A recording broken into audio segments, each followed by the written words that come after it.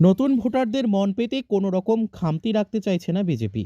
রাজ্যের প্রতিটি মণ্ডলে জাতীয় ভোটার দিবসে নতুন ভোটারদের উদ্দেশ্যে প্রধানমন্ত্রীর বার্তা প্রজেক্টরের মাধ্যমে দেখানো হয়।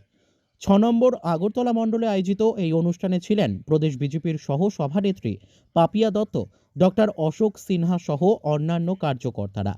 প্রদীপ প্রজ্বলনের পর অনুষ্ঠান শুরু হয়। অনুষ্ঠানে কিশোর কিশোরীদের ভালোই উপস্থিতি লক্ষ্য করা গিয়েছে। প্রধানমন্ত্রীর অনুষ্ঠানে বেশ উপভোগ করেন তারা। এই অনুষ্ঠানের নাম দেওয়া হয় নব মতদাতা সম্মেলন। ভোটার দিবস আমরা প্রত্যেকে জানি যে 1950 সালে জাতীয় নির্বাচন, আজকের এই দিনে জাতীয় নির্বাচন কমিশন গঠিত হয়েছিল। তো সেই দিনটিকে স্মরণ করে 2011 সালে জাতীয় ভোটার দিবস পালন করা হয়।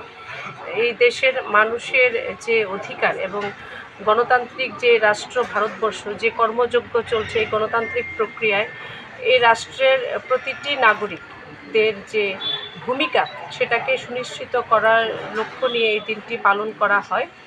আজ আমাদের যুব মোর্চার উদ্যোগে শুধুমাত্র আমাদের রাজ্য নয়, ভারতবর্ষের প্রত্যেক বিধানসভায় যারা নতুনভাবে যারা ভোট দিতে চলেছেন এই লোকসভা নির্বাচনে, তাদেরকে আমাদের ভারতবর্ষের যশস্বী প্রধানমন্ত্রী সম্বোধন করেছেন নতুন ভোটারদের। নতুন ভোটার মানে বলা যায় আজকের ভারত, আগামী ভবিষ্যৎ। এই রাষ্ট্রের নির্মাণে, রাষ্ট্রের কল্যাণে যাদের একটা বিশাল ভূমিকা, যারা আগামী দিন পালন করতে চলেছেন, পালন করছেন। আজ ভারতবর্ষের প্রধানমন্ত্রী খুব স্পষ্টভাবে উনি বলে দিয়েছেন যে আজকের যারা ভারত মানে আমাদের যুব প্রজন্ম যারা ভোট দিতে চলেছেন, তারা কিন্তু আগামী দিন ভারতবর্ষের যে নতুনভাবে নির্মাণে তারা কিন্তু স্বপ্ন দেখেন।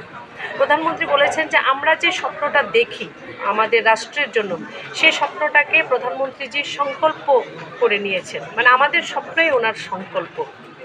তো এই বিষয়গুলো আমাদের ভীষণভাবে উৎসাহিত করে এবং অনুপ্রাণিত করে। তো আজকে জাতীয় ভোটার দিবস উপলক্ষে আমি যারা সবাইকে তো এই রাজ্যের যারা ভোটদাতা মতদান যারা প্রকাশ করবেন তাদেরকে অনেক অভিনন্দন জানাই। বিশেষ করে যারা নতুন ভোটার, যারা নতুনভাবে যারা ভোট দিতে চলেছেন তাদেরকেও অনেক অনেক অভিনন্দন জানাই। Bureau report, news daily Bharat.